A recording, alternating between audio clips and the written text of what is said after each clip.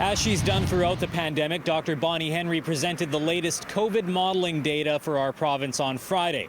It shows the curve is flattening, but we're not ready to lift restrictions just yet.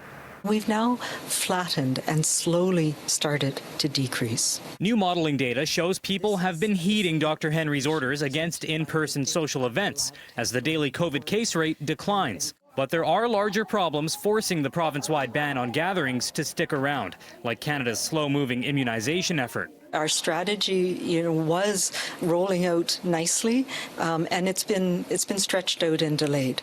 So we need to be sure that we actually are getting the doses to meet those needs that we have. Until then, Dr. Henry says BC needs to buy more time. More transmissible COVID variants, also a problem. BC has recorded a combined 28 cases of the UK and South Africa variants. There has been community transmission, and in 5 cases of the South Africa variant, the source is unknown. This is more concerning to us. Again, we don't seem to be seeing widespread variants here in the province yet, but we are stepping up our surveillance and targeted surveillance to better understand where we are. Dr. Henry says if cases stay low and there are no widespread outbreaks in the coming weeks, restrictions could be relaxed. By the end of this month, we might be able to go back to having a safe 6.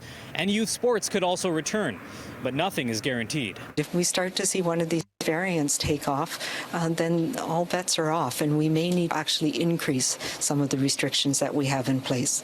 In the meantime, we're being told to keep using our layers of protection because vaccinations are still a ways off. It's not the answer in and of itself until we get much more vaccine later on in phase 2 and then phase 3 of the plan.